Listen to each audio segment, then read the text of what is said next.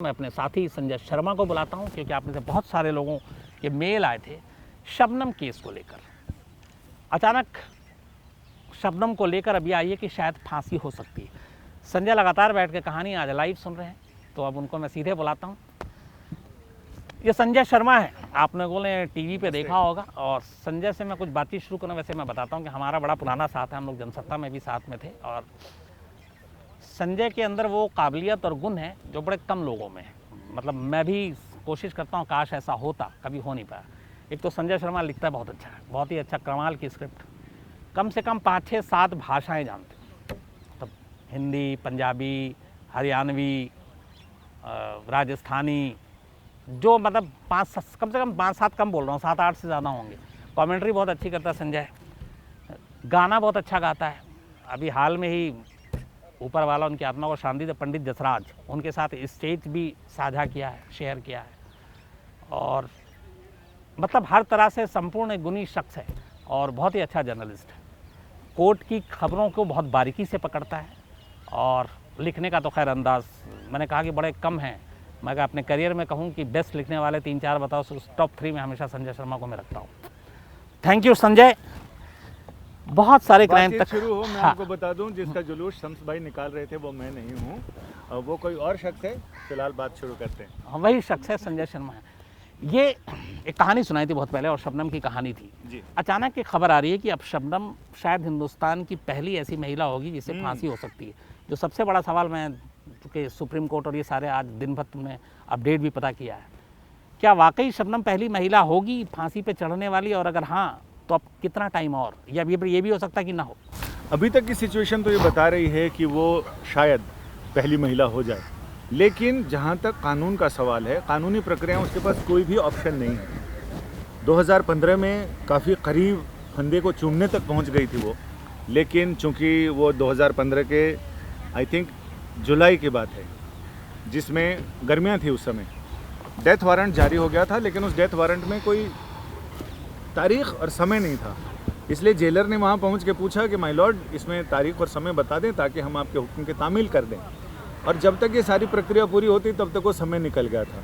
और फिर उसने अपील कर दी, फिर उसने एक रिव्यू डाल दिया, तो ये सारी चीज़ें चलती रहीं। अब राष्ट्रपति, उसके पास कानूनी और संवैधानिक, कानूनी विकल्प होते हैं जिसमें आदमी रिव्यू पिटीशन डालता है सुप्रीम कोर्ट के आदेश के में सुधार के लिए, या फिर उसके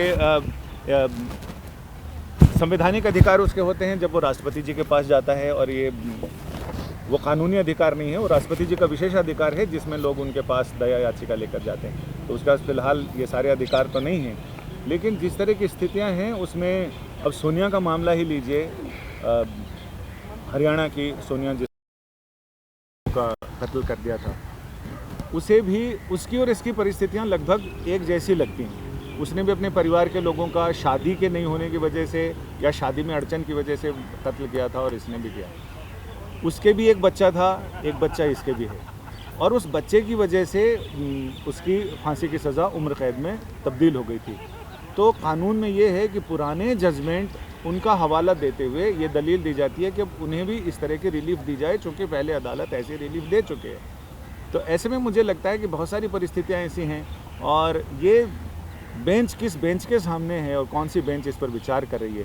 कानून तो की किताब तो जो कहती है उसको इंटरप्रेट सुप्रीम कोर्ट करता है और बताता है, लेकिन उसमें कई बार कोर्ट अपने विवेक से भी फैसला करती है। तो यहाँ संजय एक बड़ी इंपॉर्टेंट बात कही सोनिया की। सोनिया और शबनम में बड़ी समानता है। एक ही परिवार में अपने ही माँ बाप भाई बहन को मारा, सोनिया ने भी मारा, शबनम ने भी मारा। वहाँ पे भी 6 महीने की बच्ची थी, यहाँ पे भी 7 महीने के बच्चे तक को मारा। वहाँ पे उसने घर वालों की मर्ज़ी के ख़िलाफ़ शादी की थी, यहाँ वो शादी करना चाहती थी घर वालों की मर्ज़ी के ख़िलाफ़। फ़र्क कितना है। फिर दोनों के एक एक बेटा हुआ, और उसी बेटे के नाम पर बाद में सोनिया की फांसी की सज़ा उम्र कैद में बदल गई। सेम लगभग शबनम ने भी ये दलील दी, उसका भी एक बेटा है जो लगभग 13 साल का हो गया। दोनों के केस को भी अगर देखें तो 13 साल शबनम के केस के हुए हैं, लगभग 15-16 साल सोनिया के केस के हुए हैं। तो ज़्यादा फर्क नहीं है, लगभग सारी चीज़ एक साथ है। तो सवाल ये है कि अगर सोनिया की फांसी उम्र कैद में तब्दील कर दी गई, तो क्या वही चीज़ उसी को ग्राउंड बनाकर सुप्रीम कोर्ट शबनम के साथ भी ऐसा कर सकती है? हाँ, ये अगर पुराने सुप्रीम कोर्ट के या पुराने जजमेंट्स को इसीलिए कोर्ट करते हैं और ये बताते हैं कि माय लॉर्डशिप जिस तरह से वहाँ हुआ तो इसमें भी वैसा किया जा सकता है। तो मुझे ऐसा लग रहा है कि ये ग्राउंड अगर वो रखते हैं तो कोर्ट उस पर कई बार सहानुभूतिपूर्वक विचार करता है। और जो भारत की संस्कृति और ये सारी चीज़ें हैं ना, कानून के हिसाब से भी अगर इतिहास को भी देखें तो लक्ष्मण ने भी शूर्पणखा को कहा था कि हम नारी की हत्या नहीं करते, इसलिए हम तुम्हारे नाक कान काट के छोड़ रहे हैं। तो ऐसी चीज़ों को कई बार जो जज पीठ में बैठे होते हैं वो कई बार इन सारी चीज़ों को भी कंसीडर करते हैं। तो हो सकता है कि महिला होने की वजह से कुछ तो क्या यही वजह है कि आज तक आज़ाद हिंदुस्तान में किसी महिला को फांसी नहीं दी गई? अब देखें कि आज़ाद हिंदुस्तान में किसी महिला को फांसी नहीं दी गई। यहाँ फांसी घर 150 साल से बना हुआ, वो इंतज़ार कर रहा है मथुरा में कि कोई मथुरा में कोई आए। और उस समय उसकी फांसी की सज़ा इसलिए टली थी 2015 में, जहाँ तक मुझे याद है, कि जब जेलर वहाँ पहुँचे कोर्ट में तो डिस्ट्रिक्ट जज ने उनसे पूछा कि क्या आपके यहाँ फांसी की उचित व्यवस्था है, जिसका जवाब देने में वो सक्षम नहीं थे। इसके बाद फिर ये पूछा कि आपने शबनम को ये बताया है कि उसके पास राष्ट्रपति की दया याचिका लगाने का विकल्प है। उस पर भी इनको पूछने के लिए टाइम चाहिए था कि जेल के अधिकारियों ने बताया नहीं बताया। इस सारी प्रक्रिया में समय निकल गया और एक बार अवसर निकल जाए तो उसके बाद फिर सारी प्रक्रिया फिर से लगती है।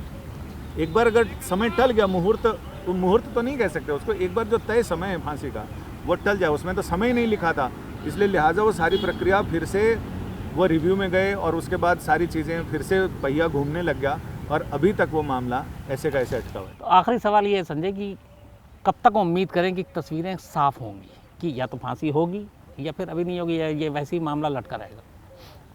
क्योंकि ऑलरेडी ये खबर है कि पवन जल्लाद मथुरा जेल का दौरा करके आ चुके हैं, तख्ता वख्ता सब चेक कर चुके हैं। पवन जल्लाद ने उसमें भी 3 बार दौरे किए थे। हाँ, जब निर्भया केस में हम और आप दोनों ही वो कर रहे थे, तो उसने 3 बार वहाँ पर आकर उसने सारी चीज़ें सही की, बोरे लटकाए, सब कुछ पुतले लटकाए, सब कुछ किया। लेकिन वो कहते हैं ना कि जब वो काली घड़ी आती है तभी वो आ पाती है।